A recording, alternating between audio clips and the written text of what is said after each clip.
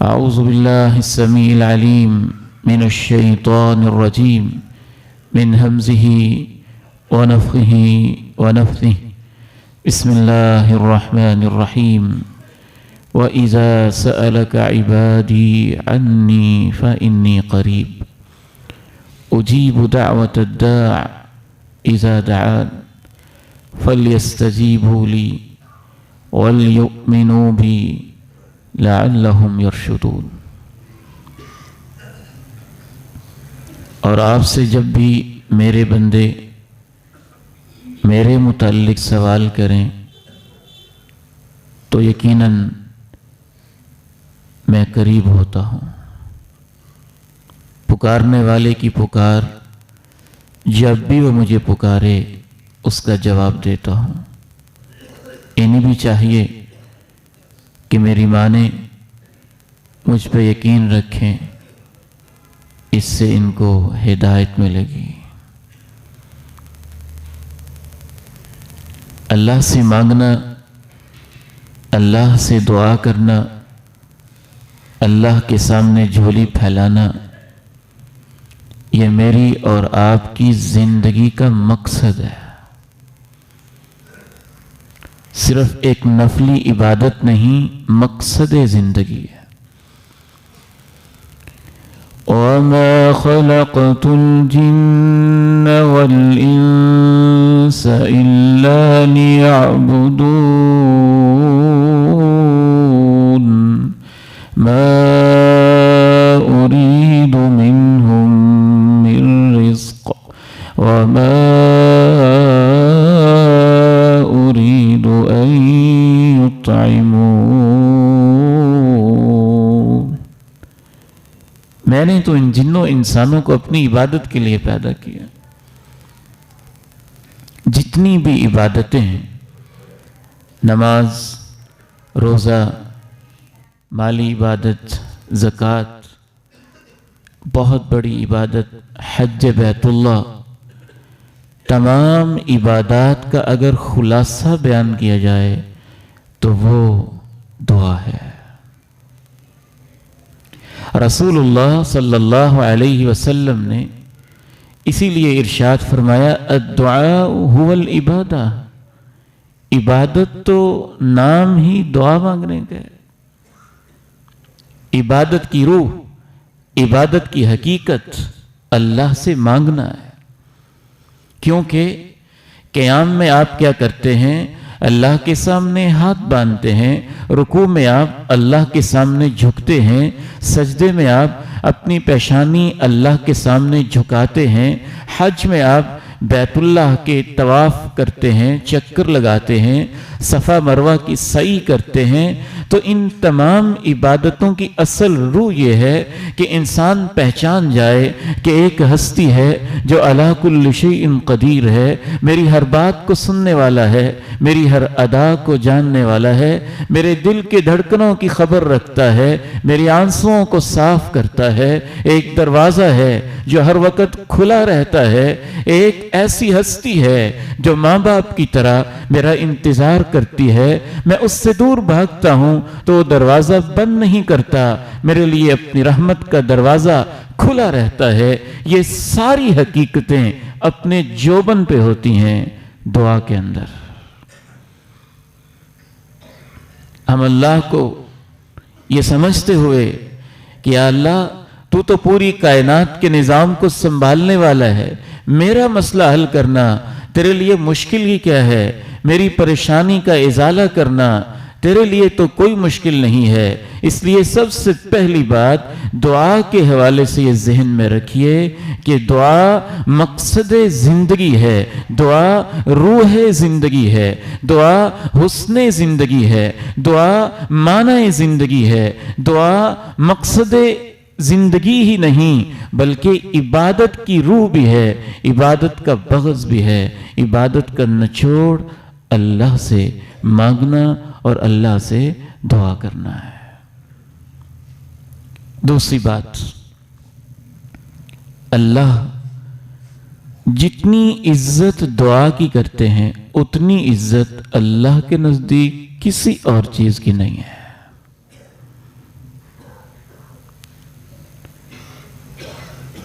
ہر آدمی کے لیے، ہر انسان کے لیے یہ ممکن ہے کہ بہت ساری چیزوں کی اس کے ہاں ایسی عزت ہو کہ وہ اس کو پیچھے نہ کر سکتا ہو. یہ چہرہ ایسا ہے، میں اسے پیچھے نہیں کر سکتا. یہ میرے باپ نے کہہ دیا ہے، میں موڑ نہیں سکتا. میری ماں آ گئی ہے، مجھے کرنا ہی پڑے گا. میرے باس نے کہہ دیا ہے، مجھے ماننا ہی پڑے گا. اللہ کے سامنے ایسی کوئی ہستی، ایسی کوئی چیز نہیں ہے، ایسی کوئی شخصیت نہیں ہے جس قدر اللہ رب العزت کے ہاں عزت دعا کی ہے. کسی اور چیز کی اتنی عزت نہیں ہے. اور یہ بھی اللہ کے نبی کا فیصلہ ہے. رسول اللہ صلی اللہ علیہ وسلم ارشاد فرماتے ہیں، لیس شیء اکرم علی اللہ عز وجل من الدعاء. اللہ کے نزدیک دعا سے زیادہ عزت والی کوئی چیز نہیں ہے. آپ تو شرماتے ہیں باپ کے مقام کو دیکھ کے، آپ شرماتے ہیں ماں کے چہرے کو دیکھ کے، آپ شرماتے ہیں اپنے باس کی احسانات کو دیکھ کے، آپ شرماتے ہیں کسی محسن کی عنایتوں کو دیکھ کے.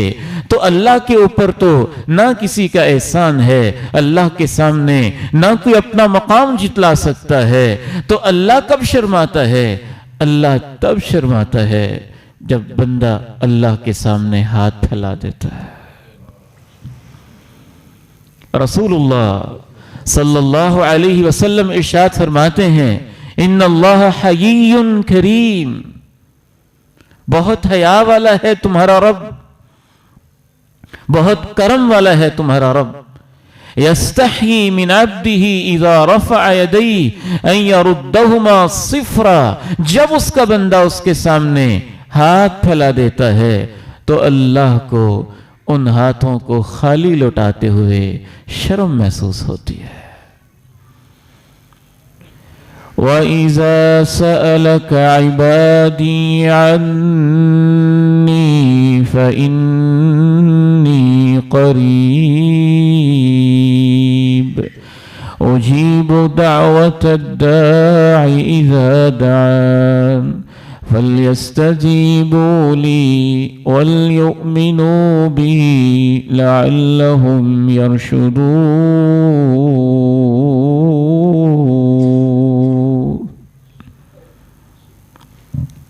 آیت صرف ایک یہ ہونا دعا کے بارے میں،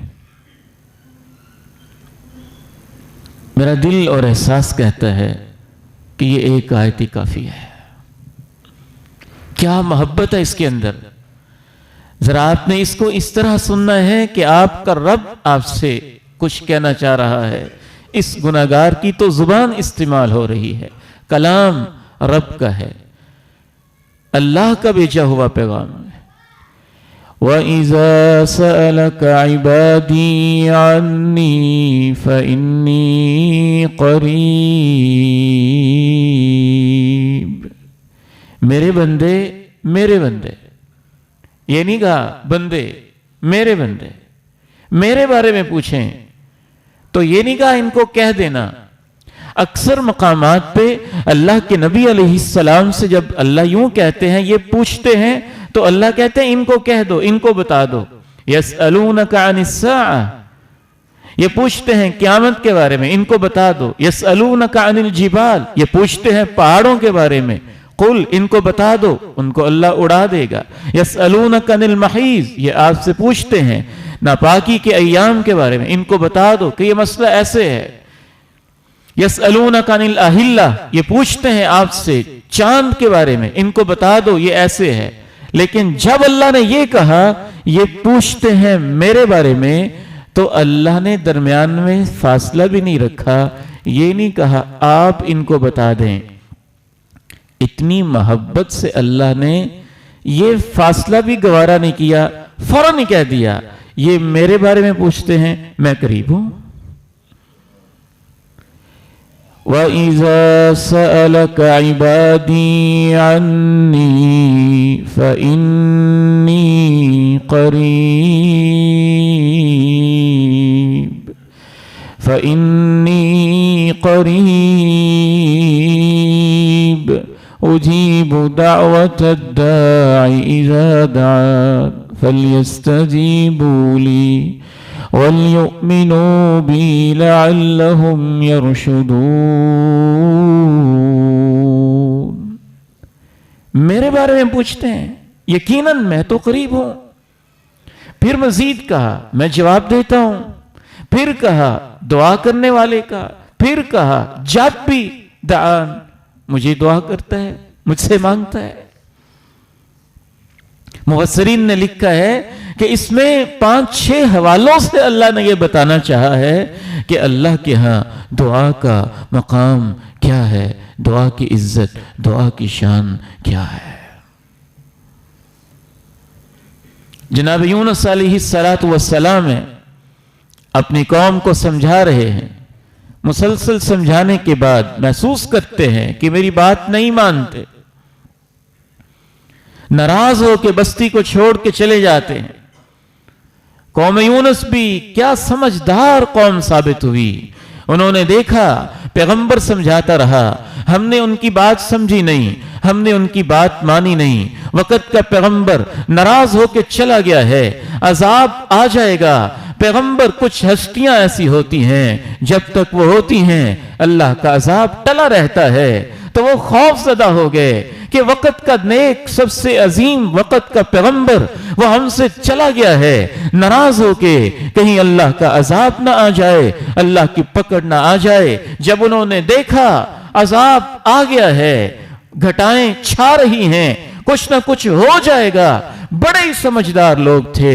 دعا کرنے کا انداز دیکھیے، انہوں نے باپ کو ایک طرف کر دیا، بیٹے کو دوسری طرف کر دیا، ماں سے بیٹی کو چھین لیا، ماں کو ایک طرف کر دیا، بیٹی کو دوسری طرف کر دیا، حتیٰ کہ اپنی بکریاں، اپنی بھینسیں، اپنی گائیاں ان کے بچے بھی ان سے چھین کے علیحدہ علیحدہ کر دیے، گائے کو ایک طرف، بچڑے کو ایک طرف، بکری کو ایک طرف، اور اس کے ممیانے والے معصوم بچے کو ایک طرف۔ اب بچہ بلبلاتا ہے تو اس کی آواز پہ بکری ممیاتی ہے، بھینس آواز نکالتی ہے، اس کا بچہ آواز نکالتا ہے، گھوڑا آواز نکالتا ہے، گھوڑی آواز نکالتی ہے، اس کے بچے آواز نکالتے ہیں، ادھر ماں روتی ہے، ادھر بچے روتے ہیں، ادھر باپ روتا ہے، ادھر اس کے بیٹے روتے ہیں۔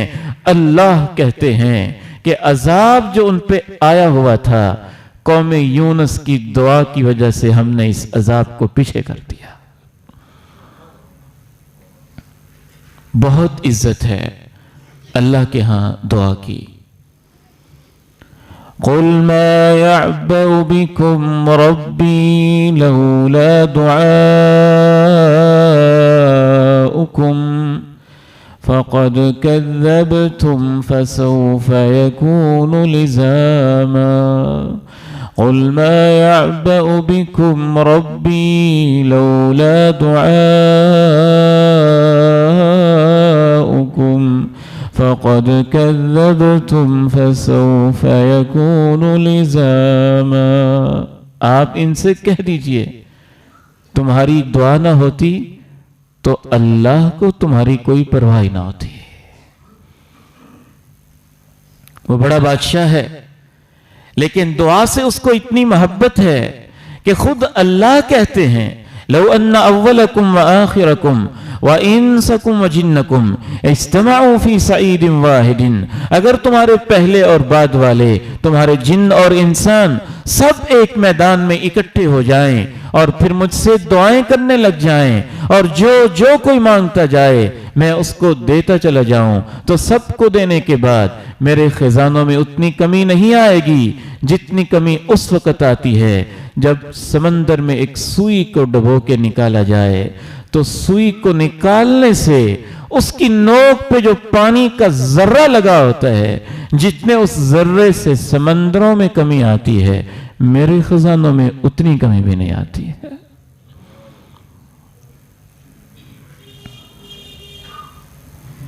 ایک اور بات اس حوالے سے ذہن میں رکھیے، دعا کرنا اللہ کو اس سے محبت ہوتی ہے۔ یہ دنیا کے لوگ ہیں، صبح اگر کوئی میرے دروازے پہ مانگنے آئے میرا انداز اور ہوگا، دوپہر کو وہی آ جائے، تو کچھ میں اس سے خفا خفا سا ہوں گا، اگر شام کو پھر آ جائے تو میں اس کو ممکن ہے ڈانٹنے لگ جاؤں، اور اگر عشاء کو پھر آ جائے تو میں اس کے لیے دروازہ ہی نہ کھولوں، اگلے دن پھر آ جائے تو میں اس کو دھکے دے کے باہر نکال دوں۔ وَبَنُو آدَمَ حِينَ يُسْأَلُ يَغْضَبُ۔ اللہ رب العزت جب بندہ مانگتا ہے تو اللہ اس سے محبت کرتے ہیں، جب مانگتا نہیں ہے تو اللہ اس سے ناراض ہو جاتے، مانگتے نہیں تو۔ يا أيها الناس أنتم الفقراء إلى الله والله هو الغني الحميد۔ تم اللہ کے محتاج ہو، اللہ کو کوئی ضرورت نہیں ہے، وہ تو قابل تعریف ہے۔ حتیٰ کہ اللہ نے دعا نہ مانگنے کو کفر کہا ہے، دعا نہ مانگنے کو اللہ نے قرآن میں کفر کہا ہے۔ وَقَالَ رَبُّكُمُ ادْعُونِي أَسْتَجِبْ لَكُمْ إِنَّ الَّذِينَ يَسْتَكْبِرُونَ عَنْ عِبَادَتِي سَيَدْخُلُونَ جَهَنَّمَ دَاخِرِينَ۔ تمہارے رب نے کہا ہے مجھ سے مانگو میں قبول کروں گا۔ جو لوگ تکبر کرتے ہیں، یعنی دعا نہ مانگنا تکبر ہے، بدترین قسم کا تکبر ہے۔ جو تکبر کرتے ہیں میری عبادت سے، یہاں عبادت کا معنی دعا، جو تکبر کرتے ہیں مجھ سے مانگنے سے، وہ تو جہنم میں ذلیل ہو کے داخل ہو جائیں گے۔ اس لیے ہماری پوری انبیاء کی تاریخ، انسانوں کی تاریخ، نبیوں کی تاریخ، اولیاء کی تاریخ، صحابہ کی تاریخ دعاؤں سے بھری ہوئی ہے۔ کبھی کبھی مجھے یوں لگتا ہے کہ ہماری اسلامی تاریخ کے اندر جو کہیں بھی کوئی کامیابی اور عزت ہے اس کے پیچھے کوئی نہ کوئی دعا ہے، اور جہاں بھی کوئی پریشانی ہے اس سے پیچھے وجہ اللہ سے منہ موڑ لینا ہے۔ جناب آدم ہے، اما جی حوا ہیں، جنت سے ان کو نکال دیا گیا ہے، تو کس چیز کا سہارا لیتے ہیں؟ وہ یہ نہیں کہتے ہیں اللہ ایک آخری نبی آئے گا، تجھے اس کا واسطہ ہے، فلاں کا واسطہ ہے، فلاں کا واسطہ ہے۔ یہ لوگوں کی گھڑی ہوئی کہانیاں ہیں، اللہ کے قرآن میں یہ نہیں لکھا ہوا۔ اللہ کے قرآن میں یہ لکھا ہے، وہ ایک ہی دعا کرتے ہیں، ربنا ظلمنا انفسنا وإن لم تغفر لنا وترحمنا وَإِن لَّمْ تَغْفِرْ لَنَا وَتَرْحَمْنَا لَنَكُونَنَّ مِنَ الْخَاسِرِينَ۔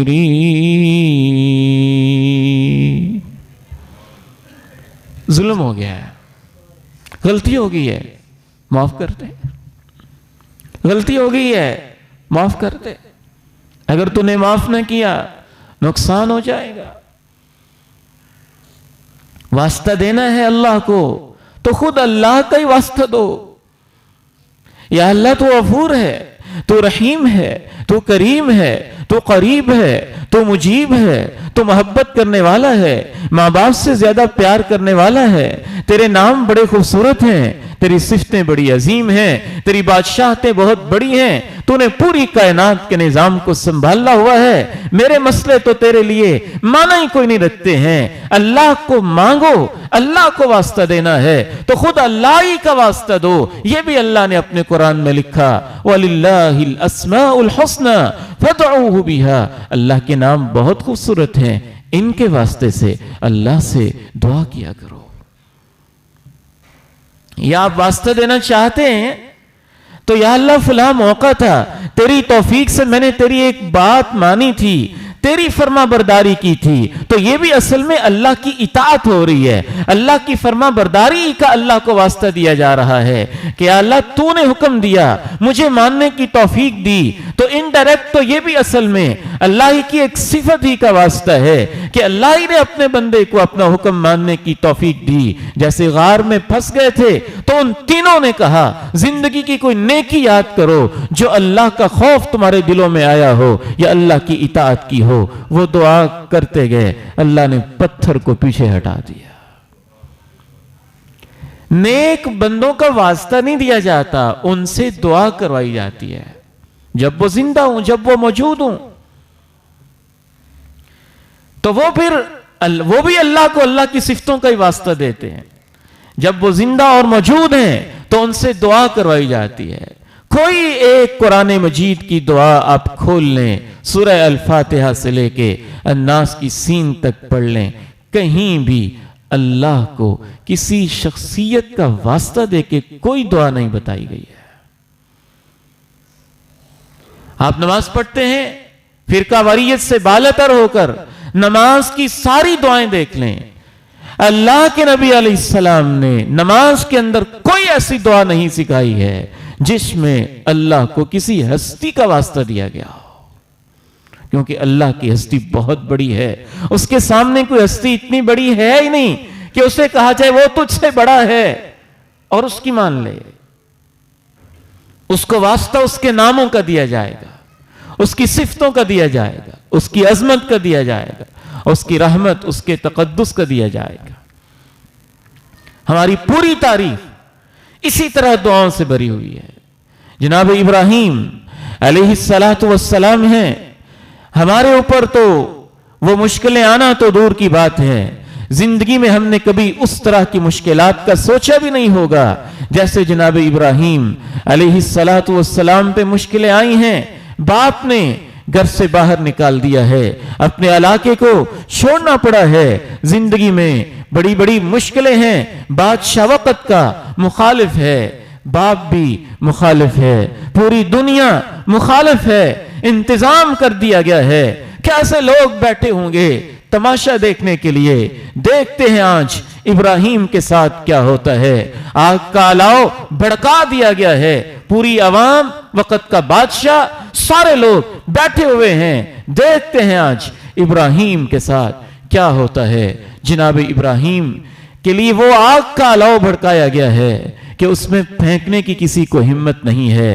تاریخ والے لکھتے ہیں کسی ذریعے سے دور سے جناب ابراہیم کو آگ تک پہنچایا گیا اور پھینکا گیا ہے, اور جناب ابراہیم آگ کے اندر جا چکے ہیں اور وہاں اللہ سے کیا کہتے ہیں. سب سے عزت والی چیز حضرت ابراہیم کو اس وقت مشکل سے بچنے کے لیے کیا نظر آتی ہے؟ حسبنا اللہ ونعم الوکیل, حسبنا اللہ ونعم الوکیل, حسبنا اللہ ونعم الوکیل. اے اللہ تو کافی ہے ہمارے لیے, جیسے تو کام بنا سکتا ہے کوئی بنا ہی نہیں سکتا. قُلْنَا يَا نَارُ كُونِي بَرْدًا وَسَلَامًا عَلَىٰ إِبْرَاهِيمَ. ہم نے کہا اے آگ ابراہیم کے لیے ٹھنڈی بھی ہو جا, اور اتنی ٹھنڈی نہ ہونا کہ ابراہیم کو تکلیف ہو, ایسی ٹھنڈی ہونا جس سے ابراہیم کو سکون اور سلامتی مل جائے. قُلْنَا يَا نَارُ كُونِي بَرْدًا وَسَلَامًا عَلَىٰ إِبْرَاهِيمَ. جناب موسیٰ نے کیا کیا تھا؟ بہت بڑا چیلنج تھا. وقت کے سب سے جابر بادشاہ کے گھر میں پرورش پائی ہے, ان کے ہاتھوں ایک جان بھی چلی گئی ہے, قتل کا مقدمہ بھی ہے, اور اللہ نے جناب موسیٰ کی ڈیوٹی لگا دی ہے, فرعون کے سامنے جاؤ, کلمہ حق کہہ دو اور میری ربوبیت اور کبریائی کا ڈنکا بجا دو. جناب موسیٰ دل میں ایک گھٹن اور پریشانی محسوس کرتے ہیں, یہ بھی کہ میرے اوپر قتل کا مقدمہ ہے, یہ بھی کہ فرعون کے میرے اوپر پھر بھی کچھ نہ کچھ احسانات ہیں, یہ بھی کہ میں اس کے گھر میں پلتا رہا ہوں، یہ بھی کہ فرعون بڑا ظالم اور جابر ہے اور سخت گیر قسم کا شخص ہے، اور اس کے دربار کا اپنا ایک ماحول۔ اللہ سے کہہ ہی دیتے ہیں کہ یا اللہ وَيَضِيقُ صَدْرِي وَلَا يَنطَلِقُ لِسَانِي، میری زبان میں روانی نہیں، میرے سینے میں پریشانی گھٹن سی ہے۔ تو اللہ حل کیا بتاتے ہیں؟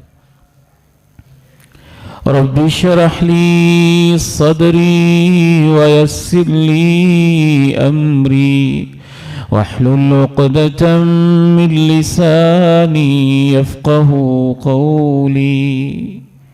موسیٰ تم دونوں جاؤ، اننی معکما، میں تمہارے ساتھ ہوں، اسمع و ارى، سنتا بھی ہوں دیکھتا بھی ہوں، تمہارے ساتھ جو کچھ ہوگا، جو باتیں ہوں گی میں سن رہا ہوں گا۔ اور ساتھ ان کو یہ دعا سکھا دی جاتی ہے، اے میرے رب میرا سینہ کھول دے، میرا کام میرے لیے آسان کر دے، میری زبان میں جو لکنت ہے یا اللہ اس لکنت کو ختم کر دے۔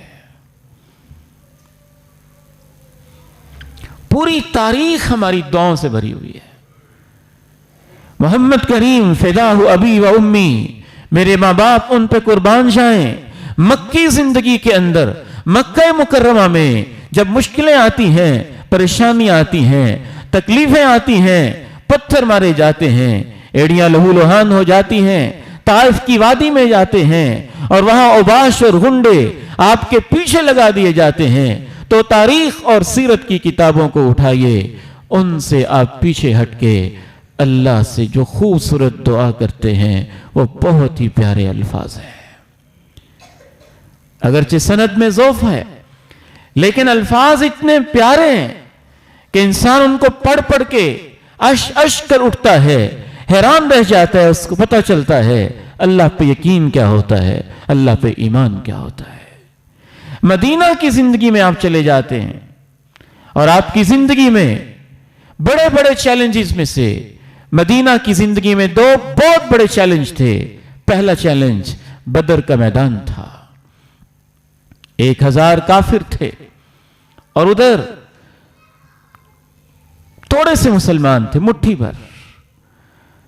بدر کی رات تیاری کر کے اللہ کے نبی علیہ السلام چادر مبارک کندھے کے اوپر ڈالی ہوئی ہے اور اللہ سے اس انداز میں دعا کر رہے ہیں، یوں لگتا ہے اس انداز میں کیف و مستی کے اندر دعا کر رہے ہیں کہ آپ کی چادر مبارک بھی سرک کے نیچے اتر جاتی ہے، حتیٰ کہ اللہ کو دعا کے اندر یہ بھی کہہ دیتے ہیں اللہم ان تہلک هذه العصابہ فلن تعبد فی الارض بعد۔ اے اللہ میری پوری زندگی کی محنت ہے، یہ ابو بکر، یہ صدیق، یہ فاروق، یہ عثمان، یہ علی، میری پوری زندگی کی کمائی ہے، یہ ہیرے ہیں موتی ہیں، بڑی محنت سے میں نے ان صحابہ کی جماعت کو تیار کیا ہے، تیری خاطر میدان میں اتریں گے۔ اے اللہ اگر یہ کل کو شکست کھا گئے تو پھر قیامت تک تیری عبادت کرنے والا کوئی نہیں ہوگا۔ یہ ایک اپنا پن ہے، یہ ایک بے ساختگی ہے، یہ دعا کی ایک عجب کیفیت ہے جس میں انسان بعض دفعہ اللہ کے ساتھ اتنا اپنا ہو جاتا ہے جیسے کہ اللہ اس کے اتنے قریب ہو کہ وہ اس سے کوئی جھگڑا کر رہا ہو، اس سے کوئی ضد کر رہا ہو، جیسے ایک بچہ اپنے ماں باپ کے سامنے ضد کر رہا ہو، یہ نہ ہوا تو یہ ہو جائے گا، یہ نہ ہوا تو یہ ہو جائے گا، یہ نہ ہوا تو یہ ہو جائے گا۔ امام کائنات علیہ السلام کی اس دعا کی پھر برکت دیکھیے کہ بدر کے اندر اللہ رب العزت اپنے اس پیغمبر کو کیسی عظیم الشان فتح نصیب فرماتا ہے۔ اور دوسری بہت بڑی مشکل احزاب کے اس موقع پر تھی جب مکہ کے لوگ ہی نہیں عرب کے پورے لوگ آپ کے خلاف اکٹھے ہو گئے تھے، اور پہلی دفعہ عرب کی تاریخ میں اتنی بڑی فوجیں ایک چھوٹی سی بستی کے خلاف اکٹھی ہوئی تھیں۔ بمشکل مدینہ کی آبادی اس وقت چند ہزار تھی اور 10,000 طرح طرح کے عرب کے لوگوں نے اپنے شاہ سوار، جری اور دلیر اور بہادر اکٹھے کر کے اس بستی کو سبوتاژ کرنے کے لیے اور اس پہ حملہ اور تخت و تاراج کرنے کے لیے اکٹھے کر دیے تھے، تو اس وقت بھی اللہ کے نبی علیہ السلام نے یہی دعا کی تھی، حسبنا اللہ و نعم الوکیل، اللہ ہی کافی ہے۔ اسے کام بنانے کے، کام نکالنے کے بہت طریقے آتے ہیں۔ آگے بڑھتے ہیں گفتگو کے آخری حصے کی طرف، اور اس پہ بہت زیادہ توجہ کرنے کی ضرورت ہے۔ دعا جہاں اس قدر اہم ہے، وہاں اس کے ساتھ ساتھ دعا کے کچھ آداب، کچھ شروط ہیں، اور ان میں سے چند ایک صرف میں آپ کے سامنے رکھنا چاہوں گا۔ سب سے پہلا ادب اور سب سے پہلی شرط دعا کے لیے یہ ہے کہ پورے یقین کے ساتھ کی جائے۔ آپ کو یقین ہو، ایسے ہوگا۔ رسول اللہ صلی اللہ علیہ وسلم ارشاد فرماتے ہیں کہ جب تم اللہ سے مانگو تو یہ نہ کہا کرو اللہم اغفر لی ان شئت، یا اللہ اگر تو چاہتا ہے تو معاف کر دے۔ آپ کہتے ہیں نہیں، ایسے نہ مانگا کرو۔ کیسے مانگا کرو؟ آپ علیہ السلام نے طریقہ بتایا، لیعزم المسئلہ، پکے ہو کے اللہ رب العزت سے ضد کر کے مانگا کرو، یا اللہ یہ دے دے، یہ دے دے۔ لا مکرہ لہ، اللہ کے سامنے تو کوئی چیز مشکل نہیں ہے۔ پورے یقین کے ساتھ، ضد کے ساتھ، اڑ کے اور یہ کہہ کے کہ اللہ تو یہ دے سکتا ہے، تیرے اختیار میں۔ کس موقع پہ یاد آئے والد گرامی رحمہ اللہ رحمتاً واسعہ، ہماری جو سب سے چھوٹی بہن ہے، ان کو اللہ نے ایک بیٹی دی، پھر دوسری بیٹی دی، تیسری بیٹی دی۔ تو ہماری وہ بہن کہنے لگی کہ ابا جی دعا کریں اللہ تعالیٰ مجھے بیٹے کی نعمت بھی نصیب فرمائے۔ تو خود میں نے ابا جی رحمہ اللہ سے الفاظ سنے جیسے ایک اپنا پن ہوتا ہے اللہ کے ساتھ۔ کہنے لگے محسن بیٹے اب تو میں نے دعا میں اللہ سے یہ بھی کہہ دیا ہے کہ یا اللہ میری بیٹی کو بیٹا دے دے یا بتا دے کہ تیرے خزانے میں کوئی نہیں ہے، تو نہیں دے سکتا۔ ایک یقین، ایک اس طرح کی کیفیت کہ وہ تو دے سکتا ہے، اور کیوں نہیں دے سکتا؟ ایک بیٹا دیا، پھر اللہ نے اور بیٹا دیا۔ اللہ سنتا ہے، لیکن یقین امام ابن قیم رحمہ اللہ نے اس کی ایک مثال دی ہے۔ تلوار ہے، بہت تیز ہے، کاٹ بڑی کمال کی ہے، تو تلوار کے تیز ہونے میں اس کی کاٹ میں شک نہیں ہے، لیکن اگر وہ بچے کے ہاتھ میں پکڑا دی جائے تو اس کا رزلٹ اور ہوگا، بزدل کے ہاتھ میں دے دی جائے تلوار وہی ہے، رزلٹ اور ہوگا، اور اگر کسی بہادر کے ہاتھ میں دے دی جائے، جوان اور جری شجاع کے ہاتھ میں دے دی جائے، تلوار وہی ہے، لیکن پھر جو اس کا وار ہوگا نا وہ کمال کا ہوگا۔ ہم الفاظ کے پیچھے چلے جاتے ہیں، الفاظ بھی بہت اہم ہیں، لیکن الفاظ سے زیادہ آپ کے دل کی کیفیت اہم ہے کہ آپ کس دل سے مانگ رہے ہیں، کس یقین سے مانگ رہے ہیں، کس کیفیت کے ساتھ مانگ رہے ہیں۔ اس لیے ادعوا اللہ وانتم موقنون بالاجابہ، اللہ سے مانگو اس یقین کے ساتھ کہ اللہ دے سکتا ہے، اور یہ اللہ کا وعدہ ہے۔ وَإِذَا سَأَلَكَ عِبَادِي عَنِّي فَإِنِّي قَرِيبٌ أُجِيبُ دَعْوَةَ الدَّاعِ إِذَا دَعَانِ فَلْيَسْتَجِيبُوا لِي وَلْيُؤْمِنُوا بِي لَعَلَّهُمْ يَرْشُدُونَ۔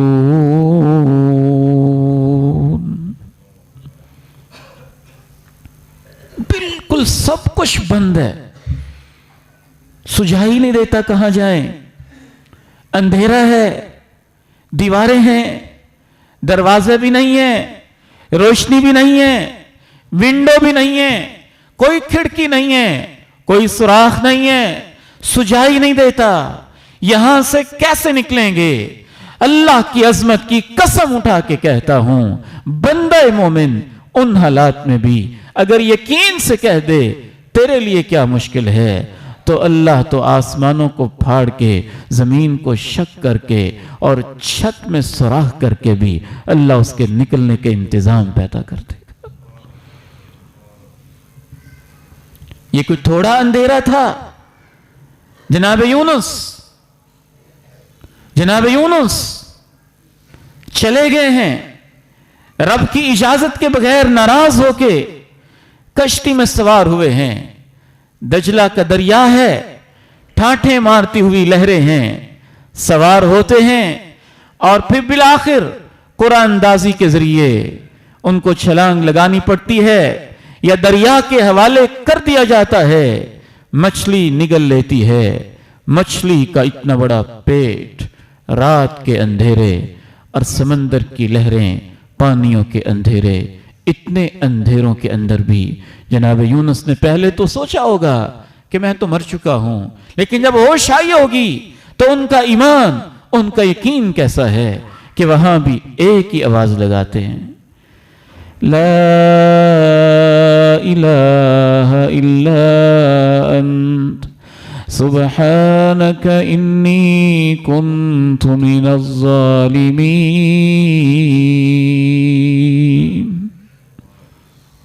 تیرے علاوہ مشکل دور کرنے والا کوئی نہیں ہے, تو پاک ہے, غلطی مجھ سے ہی ہوئی ہے, خطا مجھ سے ہی ہوئی ہے.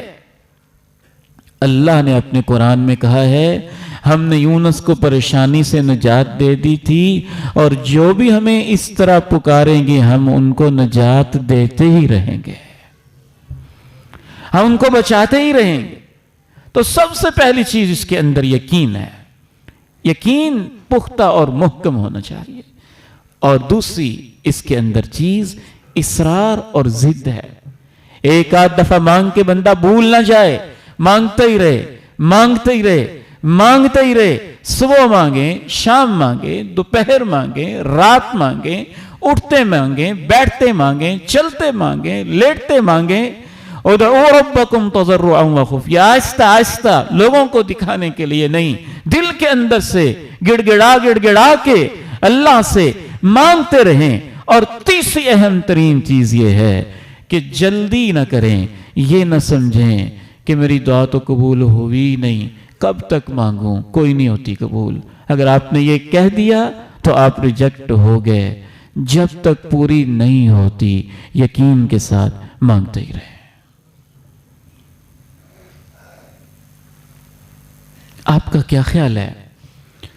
ہم نے انبیاء کا واقعہ تو پڑھا, کیا ہم نبیوں سے زیادہ نیک ہیں کہ فوری قبول ہو جائے؟ جناب ابراہیم کب تک مانگتے رہے ہوں گے؟ جناب زکریا نے کیا دعا کرنا اپنی جوانی میں شروع نہیں کی ہوگی؟ اگر آپ اندازہ لگا لیں, تاریخ میں وضاحت نہیں ہے, چلیں 25 سال کی عمر میں بھی ان کی شادی ہوئی ہو تو 25 سال کی عمر سے انہوں نے اولاد کی دعا مانگنا شروع کی ہوگی. اور اب کتنی عمر ہو گئی ہے, جوانی گزر چکی ہے, بال سفید ہو چکے ہیں, ہڈیوں میں گودا بھی باقی نہیں ہے. قرائن سے یوں لگتا ہے جیسے ان کو دعا کرتے بھی شرم آ رہی ہے کہ اب بڑھاپے کے اندر مانگنا ہے, لیکن ان کو یقین ہے کہ وہ رب ہے, اس عالم میں بھی دے سکتا ہے, اور اللہ ان کو اس کیفیت میں دے دیتا ہے.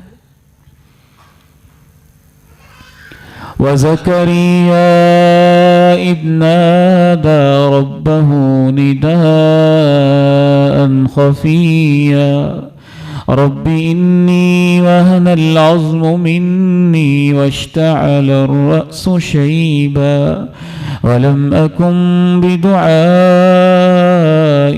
رَبِّ شَقِيًّا. اے اللہ, ہڈیاں کمزور ہو گئی ہیں, بال چمکنے لگے ہیں سفیدی کی وجہ سے, بیوی بھی بانجھ ہے, لیکن ایسے کبھی نہیں ہوا کہ میں نے تجھ سے مانگا ہو اور تو نے مجھے محروم کیا ہو. اے اللہ, مجھے اس دعا کے میں بھی تو محروم نہ کرنا. مانگتے رہے. یہ ممکن ہی نہیں ہے کہ دعا کہتے ہیں آپ. اللہ رب العزت کی رحمت کو گواہ بنا کے کہتا ہوں، دعا کا ضائع ہونا تو دور کی بات ہے، دعا کا ایک حرف بھی ضائع نہیں ہوتا. ایک حرف بھی ضائع نہیں ہوتا ہے. البتہ یہ چیز ضرور ہے کہ ہمیں اس چیز کو سمجھنا ہوگا. بعض دفعہ اللہ نے ہر چیز کا ایک وقت لکھا ہوتا ہے، ایک وقت اس کا مقرر ہوتا ہے. یہ تو نہیں ہے کہ آج میں نے فصل بوئی ہے اور شام کو میں دعا کر دوں کہ اللہ میری فصل پک جائے. تو فصل پکنے میں 3 مہینے 4 مہینے 6 مہینے لگیں گے. جب موقع آئے گا تو اللہ رب العزت آپ کی دعا کو رد اور ضائع نہیں کرے گا. یہ یقین بھی ہونا چاہیے کہ ہر چیز کا اللہ نے ایک وقت لکھا ہوتا ہے، اور یہ یقین بھی ہونا چاہیے کہ میری دعا کا ایک حرف بھی ضائع نہیں ہو سکتا. اور یہ بھی یقین ہونا چاہیے، رسول اللہ صلی اللہ علیہ وسلم نے ارشاد فرما دیا ہے کہ بعض دفعہ کسی بندے کے لیے اللہ رب العزت وہ دعا قبول کر لیتا ہے، بعض دفعہ اس دعا کی وجہ سے کوئی بڑی مصیبت ٹال دیتا ہے، اور بعض دفعہ جو بندہ مانگ رہا ہوتا ہے اللہ اس سے بہتر آخرت کا ذخیرہ اس کو عنایت کر دیتا ہے. ضائع نہیں ہو سکتا. میرا بیٹا ہے 10 سال کا ہے، وہ مجھے کہتا ہے ابو موٹر سائیکل لیتے ہیں. تو میں لے دوں گا فوراً. میں دے بھی سکتا ہوں، پیسے بھی اللہ نے دیے ہوں، بیلنس بھی موجود ہو، شو روم بھی پاس ہی ہو. تو بیٹے تیری عمر نہیں ہے، کچھ دیر ٹھہر جا، مل جائے گا مل جائے گا. بعض دفعہ تو اس طرح کی کیفیت ہوتی ہے، اور بعض دفعہ اس طرح کی کیفیت ہوتی ہے کہ آپ کا پیارا سا بچہ ہے اور چمکتی ہوئی آگ کا انگارہ پکڑنا چاہتا ہے، وہ اس کو خوبصورت لگتا ہے، لیکن وہ خوبصورت نہیں ہے. آپ سمجھتے ہیں اس کے حق میں یہ انگارہ اچھا نہیں ہے، تو آپ اس انگارے کی بجائے اس کو خوبصورت قیمتی کوئی کھلونا دے دیتے ہیں. تو وہ سمجھتا ہے ابو نے میری مانی نہیں، رونے لگتا ہے. لیکن ابو تو ابو ہے، جب تک اس کی گنجائش موجود ہو. یہ نہیں ہو سکتا کہ ماں باپ اپنے بچے کی باپ پہ توجہ نہ دیں، اور ماں باپ ہوں بھی مالدار. میرا اللہ تو دنیا کی ساری ماؤں سے زیادہ توجہ اور محبت دینے والا ہے، اور اس کے پاس خزانے بھی سب سے زیادہ ہیں. تو ان 3-4 میں سے کوئی وجہ ہو سکتی ہے. آئیے، رمضان اور دعا کا بہت گہرا تعلق ہے. رمضان میں اللہ سے کثرت کے ساتھ دعائیں کریں. ویسے تو اللہ ہر وقت ہی قبول کرتا ہے، لیکن خصوصاً سحری کے وقت، اذان کے بعد، خصوصاً اذان اور جماعت کے درمیان جو وقفہ ہوتا ہے، اس وقت دعا بہت قبول ہوتی ہے. جمعے کے دن دعا بہت قبول ہوتی ہے. رمضان کے مہینے میں روزے کی حالت میں اللہ دعا بہت قبول کرتا ہے. سفر میں اللہ دعا قبول کرتا ہے. بارش میں اللہ دعا قبول کرتا ہے. ماں باپ کی اللہ دعا بہت قبول کرتا ہے. نیک بندوں سے آپ دعا کروائیں، ان نیک بندوں کی اللہ دعا کروائی جا سکتی، کروانی چاہیے، ان کی اللہ تعالیٰ دعا قبول کرتا ہے. تو قبولیت کے جو اوقات ہیں، قبولیت کی جو تفصیل ہے، پھر یہ ہے کہ دعا کرتے ہوئے جلدی نہ کریں. سب سے پہلے اللہ کی خوب تعریفیں کریں. خوب تعریفیں کرنے کے بعد پھر اللہ کے پیارے نبی پہ درود پڑھتے رہیں. خوب درود پڑھنے کے بعد پھر اپنے لیے دعا کریں، اور اس ترتیب سے دعا کیا کریں. کئی دعائیں تو ایسی ہیں اس میں دعا ہے ہی نہیں، اپنے گناہ کا اعتراف ہے، اللہ کی شان کا اعتراف ہے، اور اللہ دل کے حال کو جانتا ہے. اس کے کرنے سے اللہ دعا خود ہی قبول کر لیتا ہے. درود شریف کی بھی یہی کیفیت ہے. تو دعا میں وقت لگایا جاتا ہے. میں نے تو اپنے بزرگوں کو دیکھا ہے، جہاں تک میں جانتا ہوں، ابا جی رحمہ اللہ جب صبح کے وقت اٹھتے تھے، شاید ہی کسی دن ان کی دعا 20-25 منٹ سے کم ہوتی ہو. ایک وقت لگتا ہے، ایک ترتیب ہوتی ہے، ایک کیفیت ہوتی ہے، ایک ماحول ہوتا ہے، پھر دل گداز ہوتا ہے، دل میں نرمی آتی ہے، پھر انسان کو بعض دفعہ اس طرح کی دعا کی توفیق مل جائے نا تو دعا مانگتے مانگتے یقین ہو جاتا ہے کہ آج میری دعا قبول ہو گئی ہے. تو اس کے لیے ایک محنت، ایک کوشش یہ تو کرنی پڑتی ہے. اللہ تعالیٰ سے دعا ہے ہمیں اللہ اپنی ذات سے مانگنے والا بنا دے اور اپنے در کا فقیر بنا دے. وآخر دعوانا الحمد للہ رب العالمین.